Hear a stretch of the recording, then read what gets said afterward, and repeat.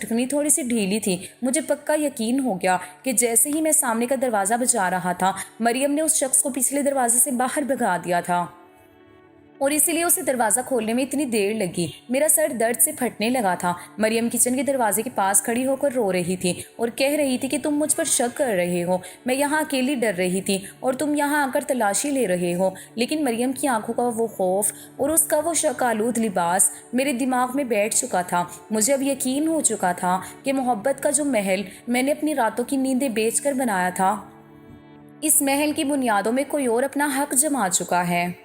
میں مریم کی اس حالت کو دیکھ کر اندر سے بالکل ٹوٹ چکا تھا، لیکن اس کے چہرے پر پھیلا ہوا وہ ہولناک خوف اور اس کی کانپتی ہوئی آواز دیکھ کر میرے اندر کے شوہر نے ایک فیصلہ کیا۔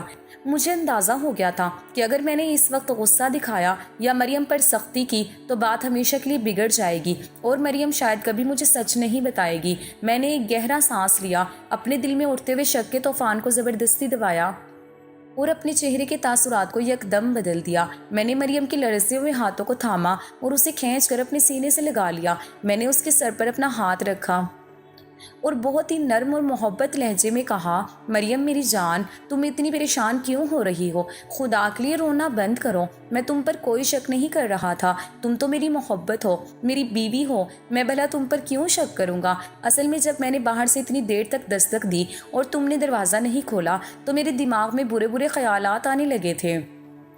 مجھے لگا کہ شاید رات کے اس پہر ہمارے فلیٹ میں کوئی چور یا ڈاکو گھس آیا ہے اور اس نے تمہیں اندر یرغمال بنا رکھا ہے۔ اسی ڈر اور گھبراہٹ کی وجہ سے میں دیوانوں کی طرح پورے گھر میں چکر لگا رہا تھا، اور کچن کا دروازہ بھی میں نے اسی لیے دیکھا کہ کہیں کوئی چور وہاں سے بھاگ نہ گیا ہو۔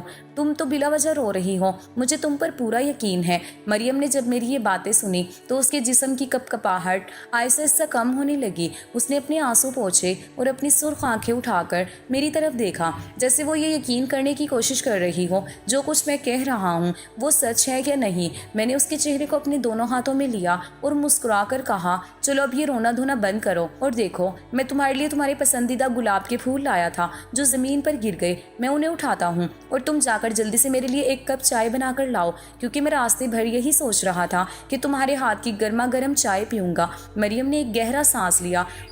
اس کے چہرے پر پھیلا ہوا وہ شدید خوف اب دھیرے دھیرے کم ہو رہا تھا اور وہ بالکل پرسکون ہوتی جا رہی تھی۔ اسے اب پورا یقین ہو چکا تھا کہ میں اس کی بکھری ہوئی حالت اور اس کے شک آلود لباس پر کوئی برا شک نہیں کیا، بلکہ میں تو صرف چور ڈاکو کے ڈر سے پریشان تھا۔ وہ مسکرائی اور کہنے لگی، ہاں میں ابھی آپ کے لیے گرما گرم چائے بنا کر لاتی ہوں، آپ لاؤنج میں بیٹھیں۔ مریم کچن کی طرف چلی گئی اور میں لاؤنج کے صوفے پر بیٹھ گیا۔ بظاہر تو میں بالکل پرسکون نظر آ رہا تھا، لیکن میرے اندر ایک ایسی آگ لگی ہوئی تھی جو مجھے اندر ہی اندر جلا کر راکھ کر رہی تھی۔ مجھے مریم کو پرسکون کرنا تھا تاکہ وہ چوکناں نہ ہو اور اپنا وہ کام جاری رکھے جو وہ پچھلے کئی مہینوں سے میرے پیچھے کر رہی تھی۔ اگلے چند دن میں نے بالکل ایک اداکار کی طرح گزارے۔ میں مریم کے سامنے ایسے ظاہر کرتا تھا جیسے دنیا کا سب سے خوش نصیب اور بے فکر شوہر ہوں۔ میں روز شام کو نوکری پر جاتا اور مریم کو بہت پیار سے الوداع کہتا، لیکن میرے دماغ میں اب صرف ایک ہی دھن سوار تھی کہ مجھے اس فلیٹ میں خفیہ کیمرے لگانے ہیں تاکہ میری غیر موجودگی میں میرے فلیٹ میں جو کچھ بھی ہوتا ہے وہ پورا سچ میرے سامنے آ سکے۔ میں نے ایک صبح مریم سے کہا کہ مریم، تم پچھلے کئی دنوں سے گھر میں اکیلی رہ کر بہت اداس لگ رہی ہو، کیوں نہ تم 2-3 دن کے لیے اپنی دوست کے گھر چلی جاؤ؟ وہاں تمہارا دل بھی بہل جائے گا اور تم تھوڑا آرام بھی کر لو گی۔ مریم کی ایک دوست بالکل تنہا رہتی تھی، اس کے والدین پردیس میں تھے اور وہ یہاں اکیلی ہی تعلیم حاصل کرنے کے لیے رکی ہوئی تھی۔ شادی سے پہلے بھی مریم اپنی اس دوست کے گھر رہنے چاہتی تھی، اس لیے میں نے اسے وہیں جانے کا مشورہ دے دیا تھا۔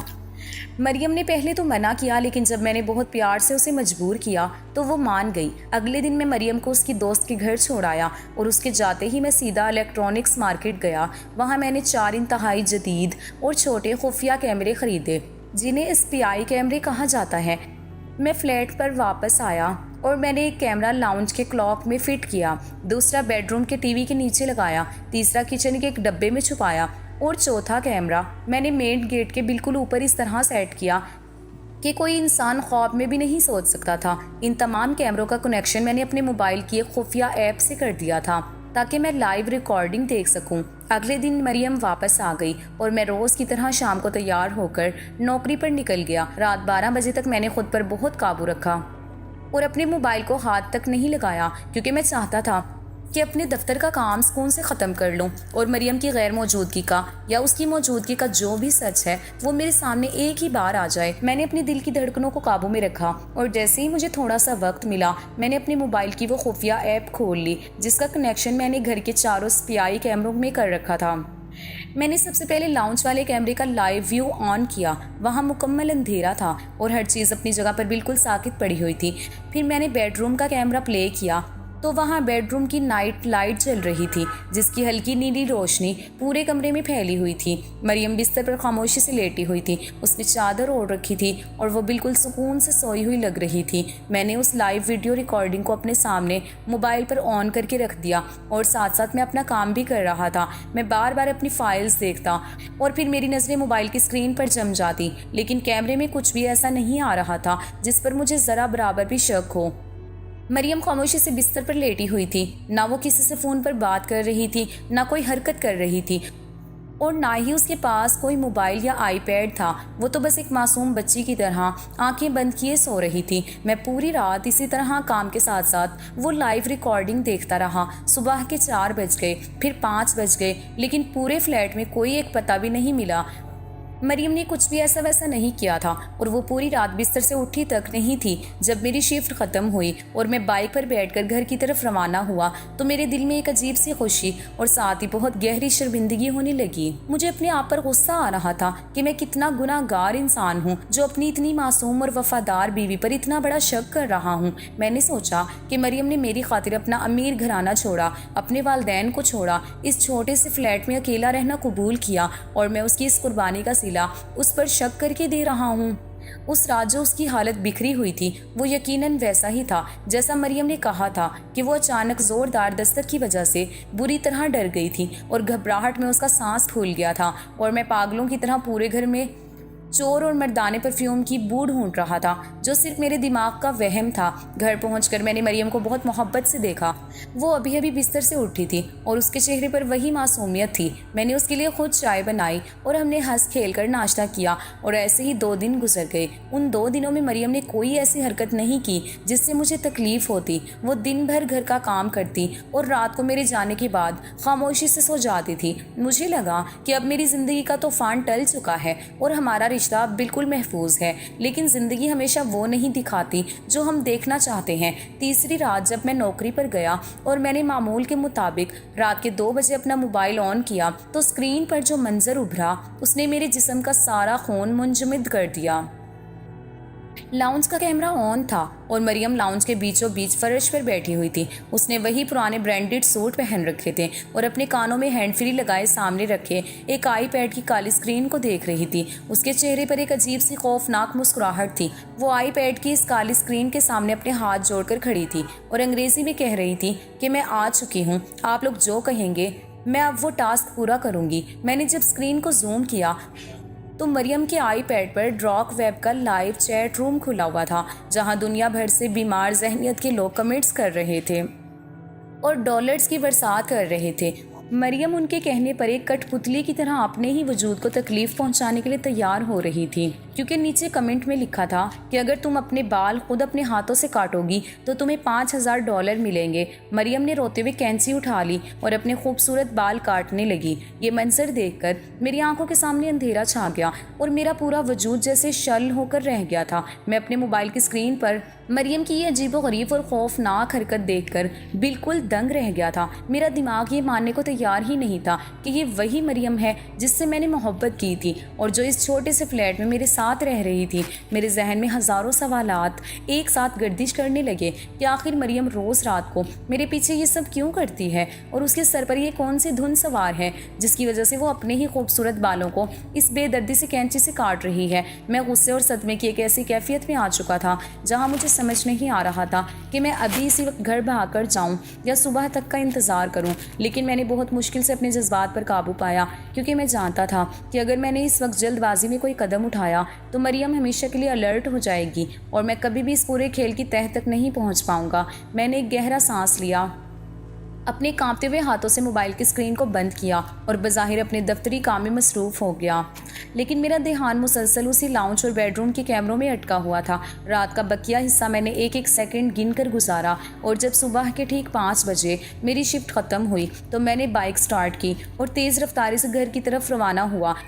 راستے بھر میرے دماغ میں وہی کینچی اور کٹتے ہوئے بالوں کا منظر گھوم رہا تھا، لیکن میں نے اپنے دل کو پکا کر لیا تھا کہ میں مریم پر یہ ظاہر نہیں ہونے دوں گا کہ میں نے رات کو کیمرے میں کچھ دیکھا ہے۔ میں بالکل نارمل بن کر فلیٹ کے دروازے پر پہنچا اور ہمیشہ کی طرح بیل بجائی۔ اس بار مریم نے دروازہ کھولنے میں تھوڑی دیر لگائی، اور جب دروازہ کھلا تو مریم نے اپنے سر پر ایک بڑا سا دوپٹہ اوڑھ رکھا تھا اور وہ اپنے بالوں کو چھپانے کی پوری کوشش کر رہی تھی۔ اس کے چہرے پر ایک عجیب سی گھبراہٹ صاف نظر آ رہی تھی۔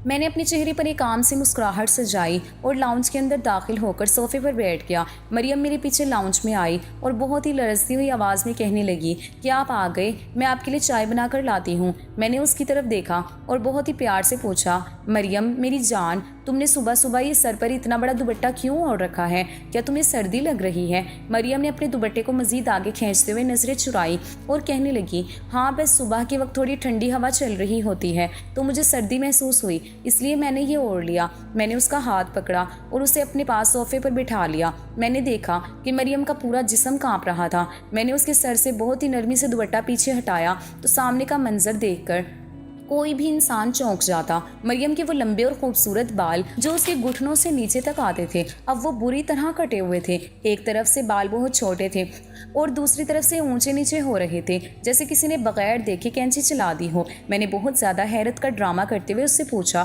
مریم یہ تمہارے بالوں کو کیا ہوا ہے؟ تم نے اپنے اتنے خوبصورت بال کیوں کاٹ دیے، یا یہ کس طرح کٹ گئے؟ مریم نے فوراً اپنے دونوں ہاتھ اپنے سر پر رکھ لیے اور جھوٹ گھڑتے ہوئے بہت ہی بڑبڑائی ہوئی آواز میں کہنے لگی، ارے کچھ نہیں، وہ اصل میں رات کو میں کچن میں کچھ کام کر رہی تھی اور دراز سے کچھ سامان نکالتے ہوئے وہاں ایک تیز دھار کینچی رکھی ہوئی تھی۔ وہ کینچی اچانک میرے بالوں میں اتنی بری طرح الجھ گئی کہ بالکل نکل ہی نہیں رہی تھی۔ میں رات کے اس پہر بہت ڈر گئی تھی اور مجھے سمجھ نہیں آ رہا تھا کہ کیا کروں، اس لیے جلدی سے کینچی لگ گئی تھی اور مجھے وہ بال مجبوری میں کاٹنے پڑے اور یہ تھوڑے خراب کٹ گئے ہیں۔ میں آج ہی بیوٹی پارلر جا کر انہیں ٹھیک کروا لوں گی، آپ بلا وجہ پریشان ہو رہے ہیں۔ مریم کا یہ جھوٹ سن کر مجھے اس کی حالت پر اور اس کی اس صفائی پر حیرت ہو رہی تھی، لیکن میں نے اپنے چہرے کے تاثرات کو بالکل بدلنے نہیں دیا اور میں نے اس پر یہ بالکل ظاہر نہیں ہونے دیا کہ میں رات کو اس کی پوری سچائی اپنی آنکھوں سے دیکھ چکا ہوں۔ میں نے اس کے گال کو چھوا اور مسکرا کر کہا، اچھا چلو کوئی بات نہیں، کینچی لگ گئی تو انسان کو احتیاط کرنی چاہیے، تم بلا وجہ اتنی پریشان ہو رہی ہو، بال ہی تو ہیں، دوبارہ بڑے ہو جائیں گے۔ تم جاؤ اب میرے لیے گرما گرم چائے بنا لاؤ۔ مریم نے جب دیکھا کہ میں نے اس کی اس اتنی بڑی بات پر اور اس کے اس مضحکہ خیز جھوٹ پر یقین کر لیا ہے تو اس کے چہرے پر ایک بہت ہی گہرا سکون ابھر آیا۔ اسے لگا کہ اس کا شوہر کتنا معصوم اور بھولا ہے جو اس کی ہر بات کو سچ مان لیتا ہے۔ وہ خوشی خوشی کچن کی طرف چلی گئی اور میں صوفے پہ بیٹھ کر خلا میں گھورنے لگا۔ مریم یہ نہیں جانتی تھی کہ اس کا شوہر اب اس کے ہر جھوٹ اور اس کے ہر قدم پر نظر رکھنے کے لیے تیار ہو چکا ہے۔ میں نے اگلے 2 دن اور مریم کی ہر حرکت پر ان خفیہ کیمروں کے ذریعے نظر رکھی۔ میں دیکھنا چاہتا تھا کہ کیا مریم نے وہ حرکت صرف ایک بار کی تھی یا یہ اس کا روز کا معمول بن چکا ہے، لیکن ان 2 دنوں میں جو کچھ میں نے دیکھا اس نے میرے دل کے بچے کچھ ارمان بھی مٹی میں ملا دیے۔ مریم روز رات کو میرے جانے کے بعد وہی ڈارک ویب کی سائٹ کھولتی تھی، اپنے مہنگے کپڑے اور زیورات پہن کر اس کالی اسکرین کے سامنے بیٹھ جاتی تھی اور چیٹ روم میں موجود لوگوں کے اشاروں پر مختلف قسم کے عجیب و غریب اور ڈراک ٹاسک پورے کرتی تھی۔ وہ یہ سب کچھ انتہائی مستقل مزاجی سے اور اپنی مرضی سے کر رہی تھی۔ اس کے چہرے پر اب کوئی خوف نہیں تھا، بلکہ وہ ان عجیب و غریب کاموں میں کرتے ہوئے مسکرا رہی تھی اور اسے ڈالرز ملنے پر خوشی ہو رہی تھی۔ اب مجھے پورا یقین ہو چکا تھا کہ مریم کسی کے دباؤ میں نہیں ہے، بلکہ وہ یہ سب کچھ جان بوجھ کر اپنی عیاشیوں کے لیے کر رہی ہے۔ تیسری صبح جب میں نوکری سے گھر واپس آیا تو میرے اندر اب وہ پرانا پیار کرنے والا شوہر مر چکا تھا۔ میرے چہرے پر ایک عجیب سی سنجیدگی اور غصہ تھا۔ مریم ہمیشہ کی طرح سر پر دوپٹہ اوڑھے کچن سے باہر آئی اور کہنے لگی کہ آپ آ گئے، میں چائے لاتی ہوں۔ میں نے اسے روکا اور بہت ہی سخت آواز میں کہا، مریم چائے چھوڑو اور لاؤنج میں آ کر بیٹھو، مجھے تم سے بہت ضروری بات کرنی ہے۔ میری آواز کی سختی دیکھ کر مریم کا چہرہ فوراً زرد پڑ گیا۔ وہ خاموشی سے صوفے پر آ کر بیٹھ گئی۔ میں نے اپنی بیگ سے اپنا موبائل فون نکالا اور اس میں وہ تمام لائیو ویڈیوز اور ریکارڈنگ آن کر دی جو میں نے پچھلے 3-4 دنوں فونوں سے کیمروں کے ذریعے ریکارڈ کی تھی۔ میں نے وہ موبائل مریم کے سامنے میز پر رکھ دیا اور کہا مریم اب مزید جھوٹ مت بولنا، یہ دیکھو تمہارا پورا سچ میرے ہاتھ میں ہے۔ مریم نے جیسے ہی موبائل کی اسکرین پر خود کو چاقو چلاتے ہوئے اور اپنے بال کاٹتے ہوئے دیکھا تو اس کے پاؤں تلے سے زمین نکل گئی۔ وہ ایک لمحے کے لیے بالکل گونگ ہو گئی، لیکن اگلے ہی پل اس کے چہرے سے وہ معصومیت کا نقاب بالکل اتر گیا جو اس نے پچھلے کئی مہینوں سے پہن رکھا تھا۔ اس کی آنکھوں میں اب کوئی شرمندگی یا خوف نہیں تھا، بلکہ اس کا لہجہ یکدم باغیانہ اور بدتمیز ہو گیا۔ وہ صوفے پر پیچھے ہو کر بیٹھی اور کہنے لگی، ہاں تو دیکھ لیا تم نے سب کچھ؟ ہاں میں کرتی ہوں یہ سب کچھ، روز رات کو کرتی ہوں، اور سچ تو یہ ہے کہ تم نے شادی سے پہلے مجھ سے کتنے بڑے بڑے اور جھوٹے وعدے کیے تھے۔ تم نے کہا تھا کہ تم میرے لیے محل بناؤ گے، مجھے پیرس اور دبئی گھمانے لے جاؤ گے، لیکن شادی کے بعد تم نے مجھے دیا کیا ہے؟ اس چھوٹے سے فلیٹ کی 4 دیواریاں جہاں میں سارا دن ایک قیدی کی طرح اکیلی سڑتی رہتی ہوں۔ تم دن رات نوکری کرتے ہو، لیکن تمہاری اس تنخواہ سے میری ایک بھی بڑی خواہش پوری نہیں ہو سکتی تھی۔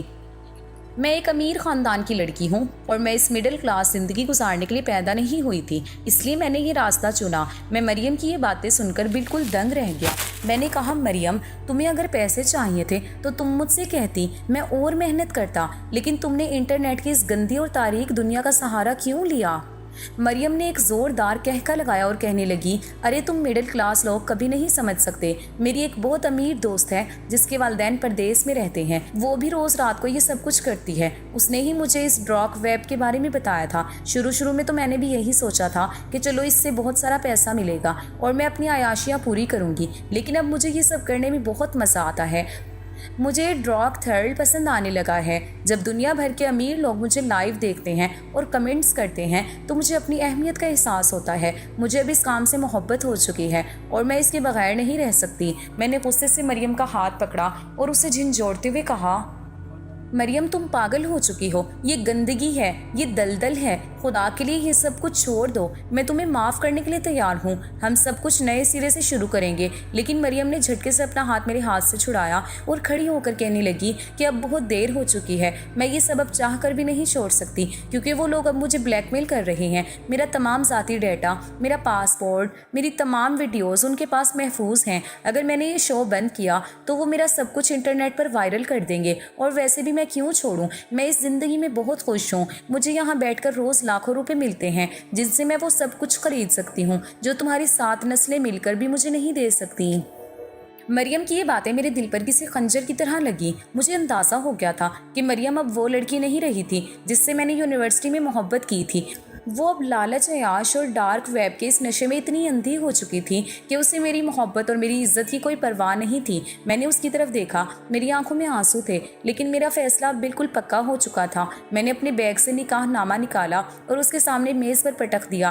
میں نے ایک گہرا سانس لیا اور مریم کی طرف دیکھ کر بہت ہی سرد اور حتمی لہجے میں کہا، مریم میں نے تمہاری خوشیوں کے لیے اپنی نیند، اپنا سکھ، اپنی جوانی سب کچھ قربان کر دیا تھا، لیکن تم نے پیسے اور عیاشی کی خاطر میری محبت اور میری عزت کا جنازہ نکال دیا۔ جو لڑکی اپنی عیاشی کے لیے اپنے ہی وجود کو بیچ سکتی ہے وہ میری بیوی کہلانے کے لائق نہیں ہے۔ تم اس پیسے اور اس گندی دنیا کے ساتھ خوش رہو، میں تمہیں ہمیشہ کے لیے چھوڑ رہا ہوں۔ میں نے اپنا بیگ اٹھایا، مریم کو اس لاؤنج میں اس کے ڈالرز اور آئی پیڈ کے ساتھ اکیلا چھوڑا اور اس فلیٹ کا دروازہ بند کر کے ہمیشہ کے لیے باہر نکل آیا۔ میں نے مریم کو طلاق دے دی تھی اور حق مہر میں وہ فلیٹ بھی اس کے نام پر چھوڑ دیا تھا۔ ہماری محبت کا وہ محل جو میں نے اپنی راتوں کا خون بیچ کر بنایا تھا، وہ مریم کے لالچ اور ڈارک ویب کی اس گندگی کی نظر ہو کر ہمیشہ کے لیے راکھ کا ڈھیر بن چکا تھا، اور میں اس سنسان رات کے اندھیرے میں بالکل اکیلا رہ گیا تھا۔ مجھے واپس اب اپنے گھر کی طرف قدم اٹھانے تھے اور اپنے ماں باپ سے معافی مانگنی تھی۔